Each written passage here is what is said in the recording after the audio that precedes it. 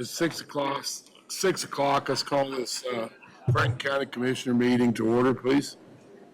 Commissioner Stottlemyre. Present. Commissioner Waymire. Present. Chair Harris. Present. Vice Chair Metter. Present. Commissioner Dickinson. Present.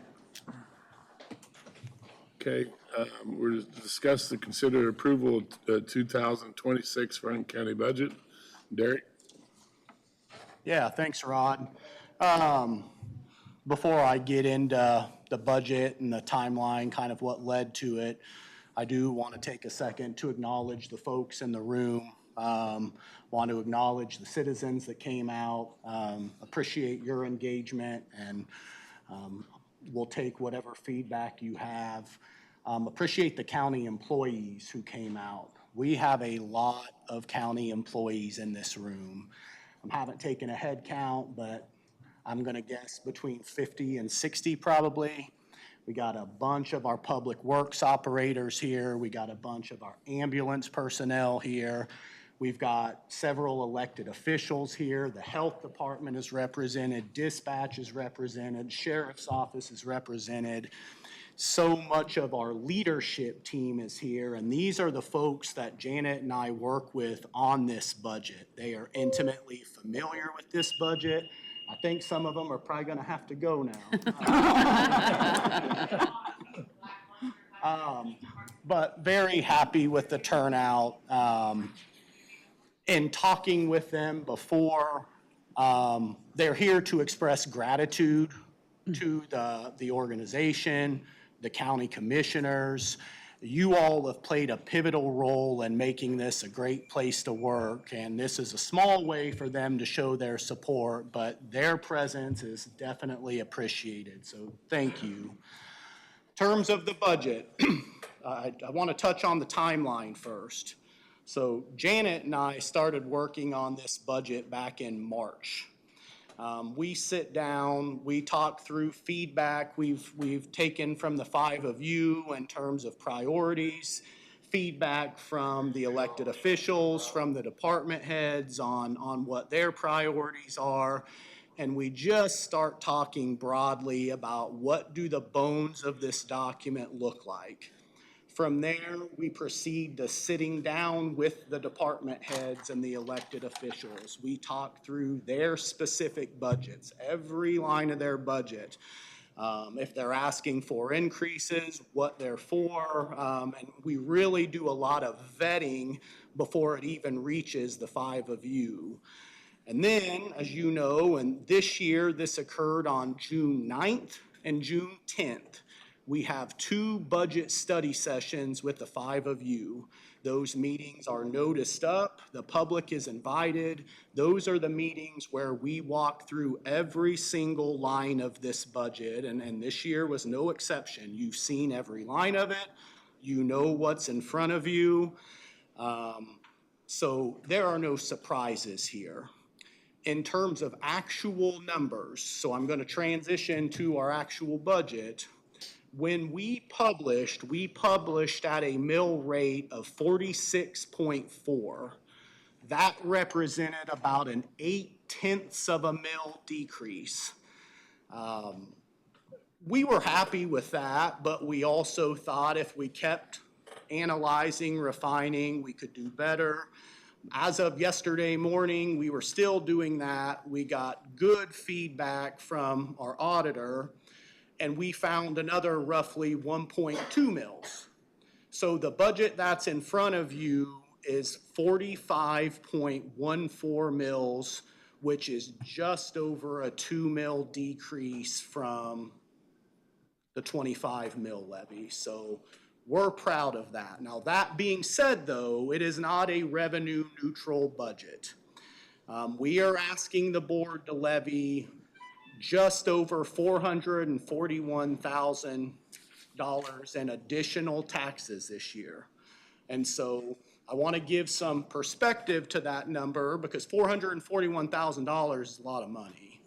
Having said that, that is 2.4% of our 25 budget. So we are asking for an increase of 2.4%. As part of my preparation for this meeting, I looked at the Bureau of Labor Statistics. their most recent CPI report, their Consumer Price Index, inflation, what is it? Their most recent report was July. So looking back 12 months from July, the CPI was 2.7%. So we are under what national inflation is. What is that $441,000 going to be used for? Well, why do we need that? Well, we had two main priorities this year. You will recall in recent years, we've done I'm talking about employee wages. We've done a market adjustment for our sheriff's office personnel.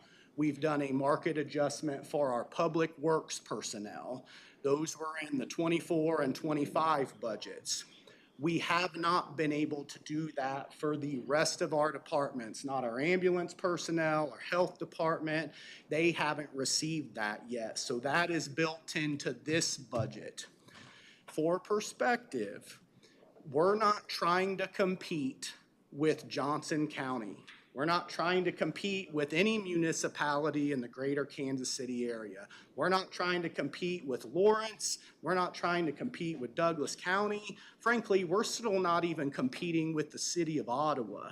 This is to get us up to speed with Anderson County, Osage County, Miami County. Like, that's the ballpark that we're in.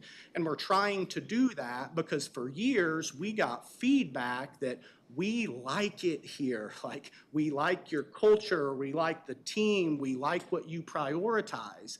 But I can go to Garnett, Kansas and make $4 an hour more. And that's not acceptable when we have a bigger tax base. So that was one priority. Second priority, and this was based on feedback from the five of you, and specifically Colt led this charge, fantastic idea.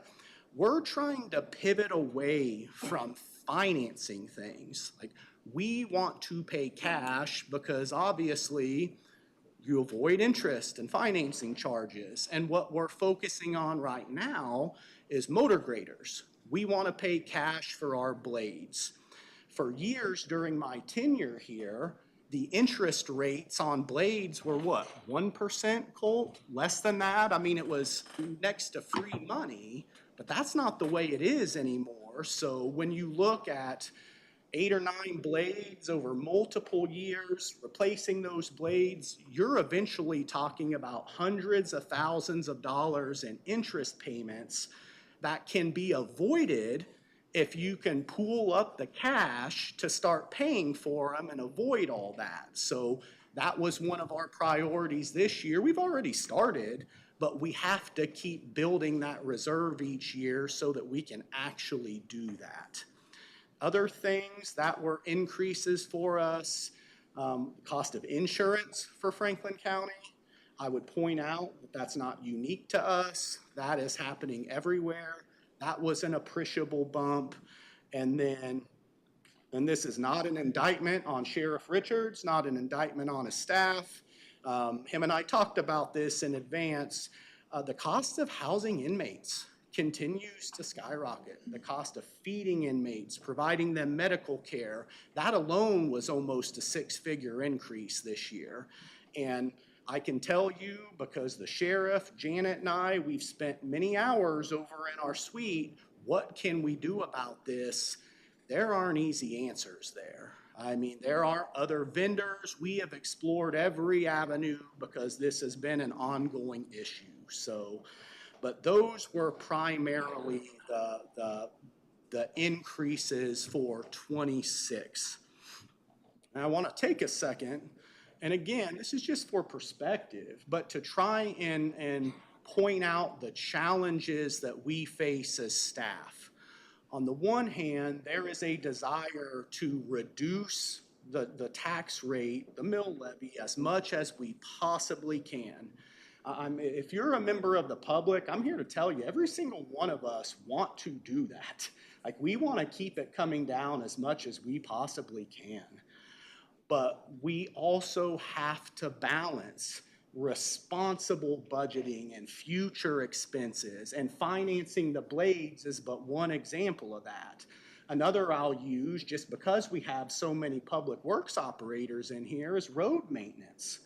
We could spend less each year, but if we do that, what are minor repairs now turn into major repairs, and then we're spending far more than we ever would have if we had just done some routine maintenance. And you're dealing with worse roads throughout that time if we don't maintain them. So that's the approach we try to take. Employees are another great example. If we don't pay our folks, they're gonna leave. And I know that because I saw it for years here. Like, they left for surrounding counties, and then we're caught in a pattern of constantly training them, where they're not providing as good a service because they're green. They don't have the experience. So constant training, worse service, you lose the institutional knowledge that you've had.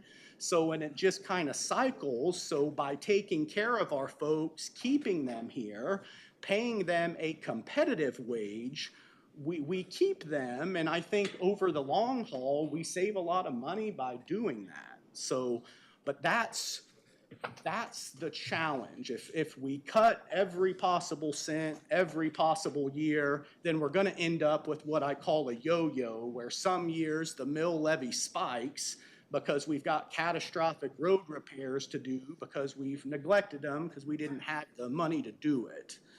So I feel like this budget does a good job of balancing those considerations. I feel like historically Franklin County has done a good job of balancing those considerations. I would take a second to point out that Janet and I started doing this in 2017. Since 2017, our mill levy is down almost 18 mills, and that counts this year. And I'm not here, like, the last thing I will do is I'm not gonna critique any other organizations. I'm not responsible for any budget but this one. But I can tell you right now, there's not a municipality anywhere in our vicinity that's down 18 mills in 9-10 years. Like, we're doing what we can, and we'll continue to do what we can because it's one of the things that we value here. We just have to balance it with responsible future spending.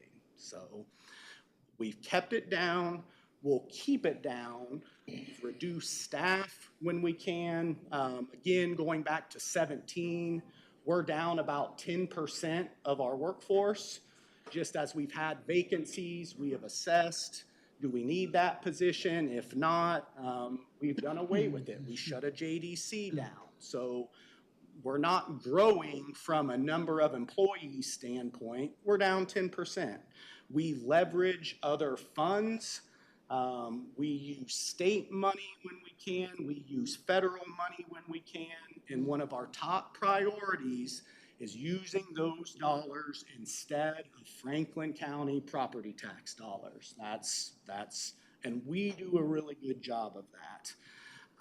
And that's really my overview. I'm going to turn it over to Janet, and we'll get a public hearing opened up. We'll take feedback.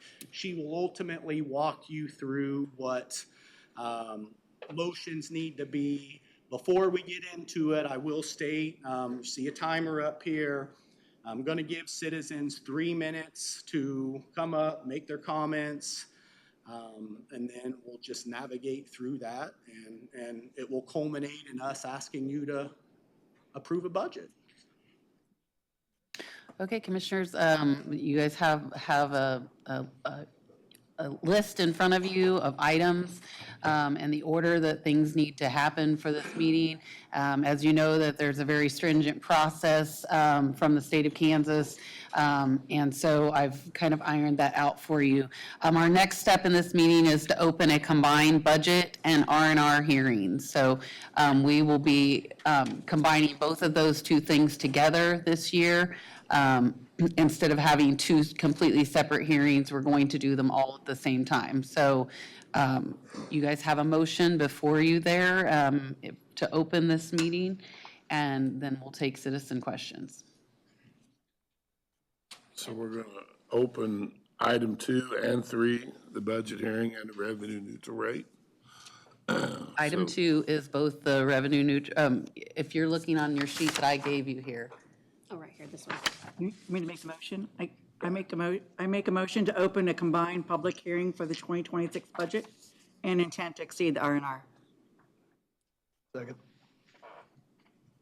All in favor? Aye. Aye.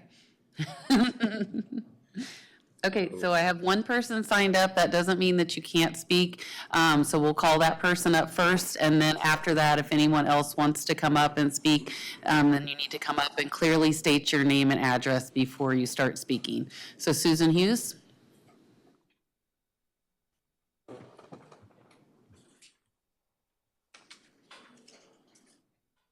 Hello, I'm Susan Hughes. I live at 1201 South Ash here in Ottawa. Thank you for giving me the opportunity to speak. I know taxes and our money is a prickly problem. I know the economy is rough on everybody's expenses, yours as well as ours. I'm really surprised to see that really you've held the revenue neutral rate very little above what the state says it has to be. But when you take everybody's doing that just a little more, all the different things that are getting taxed on, as well as our assessments are going up, that makes it actually being quite a bit of money out of our pockets. I have one friend that had to sell their house and leave town because they could not afford the taxes anymore. I hear around town a lot of people in the rural areas, they feel their assessments are not good and they just don't know that they can keep paying these amount of taxes. So I know it looks like you've really done a good job of being wise stewards of the money.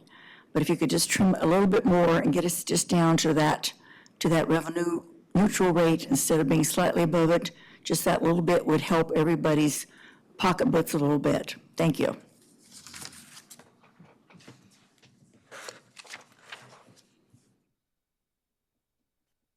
Anybody else? Come on up. Yeah, come on.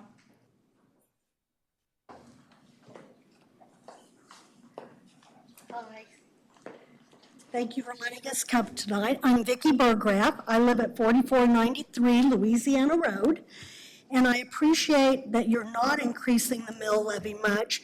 However, when our appraisals go up, mine went up $31,360. I have done nothing to my house or my property that warrants $31,000. I spent the last week, I appreciate that you say you'll lose workers. You're going to lose community members. I spent the last week in Alabama where I own a small piece of property. I'm seriously considering moving there. I put in a drive to my property. I put in a mailbox. I put utilities. And when I'm able, I will probably move because I can't afford this. I'm on Social Security. My husband's on Social Security. How did our house go up $31,360? That's my concern. So yes, although the mill's not going up, like Susan says, when our property appraisals go up like that, that hurts us. So thank you. I just want to say that I have to rush to Pomona now for a meeting there. So I appreciate y'all letting me speak, and thank you for letting me go first, people that waited. Just a quick comment. You know, if you think your appraisal, if there's a question on it, then there are ways to contest it or at least question it. So not here. We can't do anything about it. But my definitely, understanding you know, is many of these people have the same issue. So it's not just me. I don't think it's a one-person issue. Yeah. So I don't know if it's too late now, I don't know either. but I'll check into that. Thank you. But thank you for that suggestion. I appreciate it. Thank you. Next.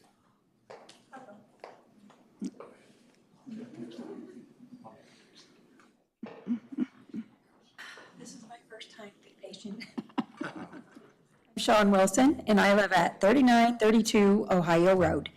And what this lady just got done saying about the appraisal stuff, and you mentioned, I call BS. I talked to, I believe, is it Jamie? And last year he worked with me, and he listened to me, and he was so wonderful. This year my house went up $26,000. I've done absolutely nothing. have changed absolutely nothing. My house is slowly deteriorating like everybody else's property, but at $159,000 we bought in 2002. Today, we are appraised at $326,000. There has been a change years ago, but for now, this change is enormous. I'm paying several thousands of dollars in taxes, and this year I went and argued with it, and I actually met with Sally, and she basically told me that it sucked to be me. He shouldn't have given me such a big discount last year when we settled on a dollar number. And so she was automatically refusing to hear and told me that it just basically sucked to be me because nobody else is contesting that. I feel like several of these appraisals, you know, they say that they don't take care of our taxes, that they're not our tax people, but they are. The more they raise our appraisals, then the more tax I have to pay. And for Sally to tell me that this has nothing to do with taxes is wrong.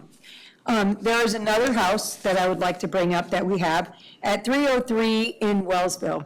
This house was purchased in about 7 years ago for $39,000. And today, with one little bit of coat of paint on it to make it look a little bit decent for the neighborhood because it was so badly an eyesore, and a $9,000 garage, DIY garage stuck on top of that property. The appraisal now is nearly $200,000 for this house in 7 or 8 years. That is asinine. The ceilings are falling, there's no trim on the inside. Nobody ever comes to look at the properties. They drive by, they say it has this, and they just sign us up for whatever they can find.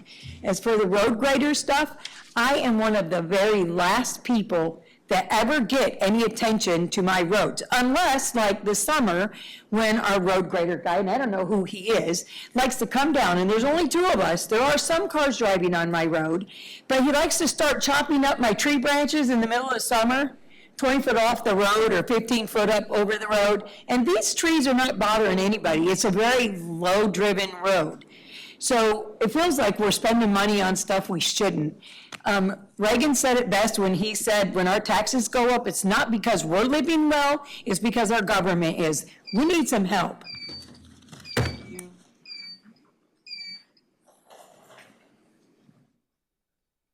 Next. You better get up here. They're racing against you to get up here first. Take it up here. A little crippled up. I'm getting old, about like old Rod there. Oh, geez. Lee Nitcher, 1143 Kingman Road, Pomona, Kansas. I guess the question I got is, I know everybody in this whole building is tired of our taxes going up. I mean, ours go up quite a bit every year too. Our appraisals go up, that's what everybody's here for. Question I got is, where's all this money go? You know, you say you need more money. Our taxes go up. I know we're paying more money in, but where's all this go? Now you say you need more money, but our taxes are quite a bit higher. So what happens to all this extra money, I say extra money, that we're paying in? Does it just go in different funds or, and I realize that your employees need more money. Hell, I worked construction for 40 years. I wished I had a raise more too, and they do deserve a raise. Somebody that needs one more than anybody is that little lady sitting right there, Peg. I'm impressed with the work she does. And, you know, I give credit where credit's due. But I just get tired of our taxes going up like everybody. And where's the money? Where's the money go? I mean, you say you need more money. You should have more money from us for sure. Where's that tax money go? You didn't say nothing about where the extra funds come from and what happens to that extra funds that's coming in now. I'd like to know where that goes because I'm like everybody else. That money's got to go somewhere. I mean, we got the same amount of roads. I mean, you know, you say we need more road improvements and everything, which is fine. I think this guy here is doing a good job. Just because I'm related to him, that's the reason I had to say that. But no, it's just, I just don't understand why our taxes keep going up. You got more buildings going on, you got more houses. You know, there's got to be a lot more taxes coming in. So when I hear you need more money, there should be more money there. I just don't understand where all that's, where it goes. And You know, that's a very broad question, but that's why I bring up inflation. I mean, the cost of goods and services for the county increase every year. I mean, they just do. My wages don't increase every year because I'm not working now. Kind of a bum, you No, know. I understand. But, you know, I just don't understand where that money goes. I guess we'd have to sit down and figure out where it goes. I don't know much about that. But, It goes to the increasing cost of goods Yeah. and services. That's where it goes. okay, all right, but, You were, to answer your question, we're not growing. Like, it was Don actually that said it best, and this is fantastic. We may be spending more, but we are not buying more. no, but you're getting more money out of me and everybody else in this dang room, I'll guarantee you that. Right, but Okay. again, that goes to fund just our baseline All right. operations. But like I say, my time's about up, but, got one other question real quick. I'd like to know if I couldn't get Peg more help so she can, no, seriously, if she can get more help, send more letters out for all these people having cerisa and Johnson grass on their damn ground that borders us, and nobody does a damn thing about it. So I'd like to have her, I'd damn sure give her more help so she can send more nasty letters out. That's good to me. Might raise your taxes, get her more help.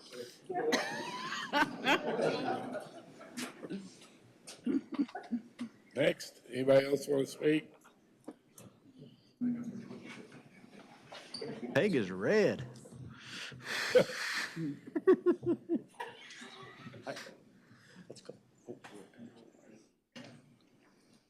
It's Greg Heiberger. I live at 4671 Utah Road. What I'm seeing, when you guys are raising our appraisals, you're taxing us on unappreciated gain, what we have. There's a lot of times we're not gonna be able to sell our houses for that. You're taxing us on stuff that you're expecting us to be able to make on it. And this is year after year after year. And, you know, being retired, my money's not going up. I'm working a little job in Baldwin City for $600 a week or a month, you know, just to help with my taxes. And it's really getting tight. And it's time for you guys to really understand that we're starting to really feel the pinch now. And if you're taxing us, you know, you've got somebody that comes out and they say, oh, your house has went up this big amount. When you go to sell a house, it may not be going up that big amount for a long time.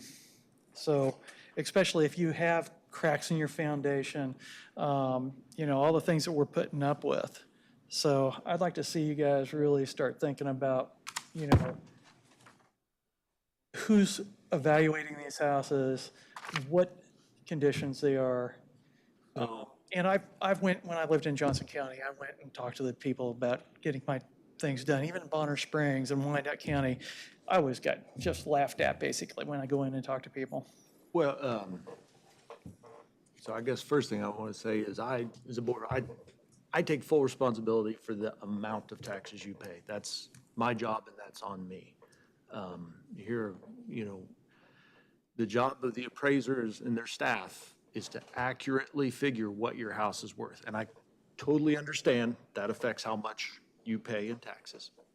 But the amount you write on your check for Franklin County, I don't take responsibility for the school, fire district, city, you know, anything else. But that's my responsibility. And so it's not fair to critique them. But their job, and this is by statute, what the legislators write in the rules, and they have no leeway, nor do we, to change, is to accurately determine the value of your home. And they also set the goalposts on how they will be judged by their job, which is called substantial compliance. So after they've taken a guess at how much your home's worth, then the state looks at what actual sales were and if they were close. The 105 counties, I think last year there were 20 or 30 that were in compliance, that were actually close enough to have done a good job, and we were one of them. So by the state's rules, they're doing a good job. If there's something we're doing as a priority that we're putting money towards you don't think we should be spending on, that falls on me. If there's waste, that absolutely, within the county, that's absolutely my responsibility, and that falls on me, and I'm happy to fix it, fall on the sword, do anything I need to do, be responsible. But as far as staff, that's how they're judged, that's what they're tasked with. They don't have, there's some pretty firm guide rails, and they're doing a good job, so, but, Okay. Just want to get my 2 cents in. thank you, sir. Are we getting to the point of closing this meeting? Anybody else? Sure. I'm Terry Turner, and I live at 2382 Meadow Lake Drive, right across the road from Rod, so I know his taxes are probably pretty comparable, and maybe a whole lot more than mine, because he's got a lot more land. But what I was wondering is, do you guys look at demographics of the county and the city when you look at taxes? Because what I've been hearing, and I listened to the city commission meeting the other day, and I hear the same thing in this room. We're looking at older people who are retired, who are getting about 2% COLA a year. So that's what we're seeing, an increase in our salary that's coming in. And just like you, the cost of everything else goes up. I mean, if I get $50 more in my Social Security, I can guarantee you my Medicare Part B is going to go up $50. So basically, I'm treading water where we are. And what I would like to know is, in this county and in the city of Ottawa, how many people are there who are like me and my husband and who are retired? We're staying here just because our children are here still. We didn't grow up here. We moved here for a job that's been done for 20 years now. And so there's nothing that will keep us here. And if the demographics are high enough in our age group and all of us could just, okay, we're done. We can't pay this anymore because the government's not giving us any more Social Security. Our retirement is capped. We can't keep. So do you guys look at that? When you're looking at the money that comes in, how many of the people who own houses and are paying taxes are over 65? Thank you.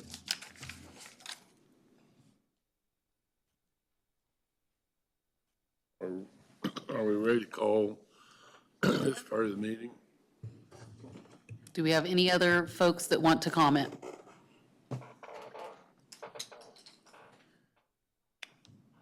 Okay. Okay, hearing none, we would answer any questions that you guys have in regards to the budget before we make any other decisions. I guess, being here as long as I have, I've seen a lot of changes over the years, and I'll just use one example. When I started, our jail was taking in prisoners from Johnson County, housing them in our jail. We was taking in maybe $45,000, $50,000 a year in our jail. Now we're on an average of farming out 15 prisoners, as high as 30. And that, if that goes on for a year, that's an increase of $250,000 to $500,000 alone, right there in one day. And when I started, we was bringing in $300,000 or $400,000 interest on our money. Now we may be $25,000 or $30,000 on our money. And also, people don't realize, I don't have the list in front of me, Ann might have it, because she serves on the KAC, but there's 18 different responsibilities that is set down by statute by the state of Kansas that we need to perform. They tell us we have to perform at no cost to them. We have to perform all those duties without getting any reimbursement. We have to provide the buildings, the time, the paperwork, the people, and it's no advantage to us, but we have to do it because the state says we have to do it. And I know the state has worked the last few years. I don't think they've ever done it, but they worked on a seniors deal, but it never quite makes it over the hump. And I'd be tickled to death if it did make it over the hump. But we can't do that. Commissioners can't do that. But the state of Kansas can do that, and that's where we need to go. is complain there. Not complain, give them, this is what needs to happen.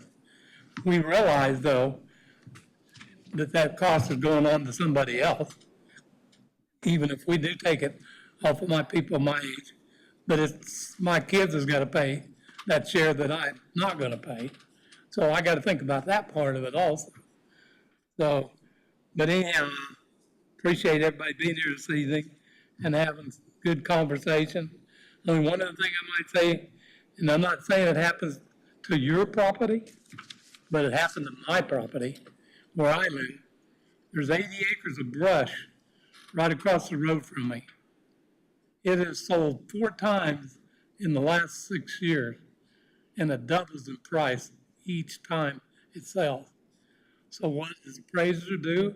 By law, state statute, he's got to compare that property and add it to what make mine go up right along with that property. And it's still 80 acres of brush. It's a bunch of people moved out of somewhere else. They're using it for hunting and weekend adventures and four-wheeling, but it drives our cost up because of what the neighbor's property is doing. So, and I don't like it, but there's nothing we can do about it. That's all we got. I'll jump on. I think the state actually did pass something for seniors, did they not, Rebecca? Yes and no.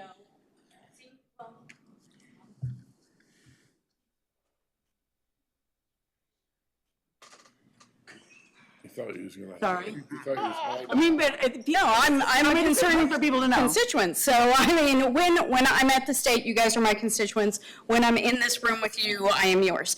So, yes and no. There's been a lot of convoluted things in regards to the property tax issues. As you guys well know, when we were discussing it last year, they really tried to delve further into determining local control. And we heard loud and clear from local commissioners, counties and cities that said, no, leave us local control. And so we said, okay, locals control it.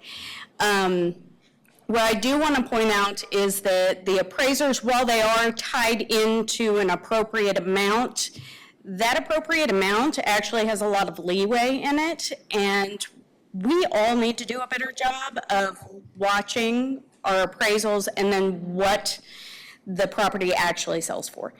As far as what you're talking about with across the street is going up, and so then that affects you, there is absolutely room at the state level that we need to get that under control. I've been petitioning for that for the 3 years that I've been up there. I'll continue to petition for it again, and so we'll hold hands and work together and get through this, and I appreciate you guys taking the brunt of it here, and I will do what I can to help you guys out and make sure that you guys retain local control while we're also paying attention to what those appraisers are actually setting the price for and what they're selling for. Thank you. Thank you. And then I want to just add on to, so you talked about the 18 different agencies that we are required by state law to provide. And I don't know if you even think about this. These are things we don't have a choice on. We have to have a public health department. We have to have emergency management. We have to have solid waste, law enforcement, jail, road and bridges, noxious weed, elections, real property tax collection, personal property tax collection, property registration, criminal prosecution, our district attorney or a county attorney, coroner, we have to have a coroner, district courts, mental health services, flood control, property valuation. If you want to get married, you need a marriage license. Those are all things that we have to provide. And the state says, you have to do it, but we're not going to give you any money for it. And we actually have pulled together as the state information on what counties are paying. Way more than half our budget goes for these services that we have to provide for every citizen in the county. When I have been the county commissioner for 7 years, property tax is the thing I hear the most. We got the memo a long time ago And we have been really working on it. We have reduced our staff, 17 mills. That's huge. And yet we see our taxes go up because other people don't get the memo. It's not just us. You know, when you pay your taxes, it's schools, it's cities, it's water districts, it's rural fire, it's the library, it's everybody's getting a part of the same pie. I do serve on the KAC board, and one of the gentlemen on the KAC board said, if we could just do 1%, add 1% to our income tax, we could pay for half of the county budget. I'm like, that's an awesome idea, because your income tax only goes up when your income goes up, right?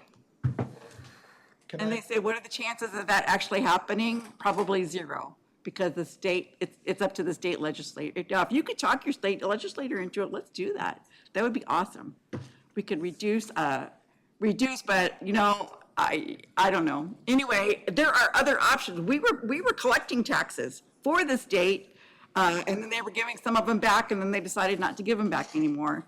So I would love to not be dependent on property taxes. It would be awesome. It would be absolutely awesome. Sorry, I am. No, go ahead. Any other questions about the specific 26 budget? Actual budget. And first, I can't imagine how frustrating it would be if you care enough to come here and speak and share your thoughts, but then feel like you're told that we're shifting blame or say, oh, it's the state, it's the other municipality. I don't. Again, I've said it before, for the budget that's in front of you, as a board member, I take full responsibility and want to be held accountable for that. We're all grown-ups. We've all heard bad news, and a normal, rational grown-up can process bad news, and taxes are bad news, right? But one thing we can't wrap our mind around with is when something's unfair. That'll stick with you for a long time, right? And you talk about, somebody mentioned another state, Alabama. I don't pay this much in Alabama. Why do I pay, a patrol car costs the same thing in Alabama as Kansas. Rock, substantially the same. So many things. Go down the list. Costs the same to run a government pretty much anywhere in the U.S. Why is it more here? Why do I pay more in taxes here? Any government needs money to operate, at least state and local. We can't operate at a deficit like the federal government can. So services are tied to revenue. There's 4 main ways to get revenue: property tax, sales tax, income tax, and use fees. As a state, Kansas does rely heavily on property tax to fund local government. The only tool, the only mechanism we have to raise or lower as needs arise or go away is property tax. So that's why here in Kansas, at local government, property tax is heavily relied on. Historically, touched on this, yes, from the state. Revenue from other sources like income tax used to come to the local agencies to buy down your mill rate. And that would certainly explain over time why your property taxes outpace inflation. Any other questions? I guess my thought is, do we, kind of going back to the list here, do we need to vote to exceed the revenue neutral, and then we'll vote on the budget? Okay. Yes, so your next step, you have a resolution that's been presented to you as attached to the budget document online, and that is, would be Resolution 2534 to exceed the revenue neutral rate set at 45.121 mils to fund the 2026 budget. So that would be your next item.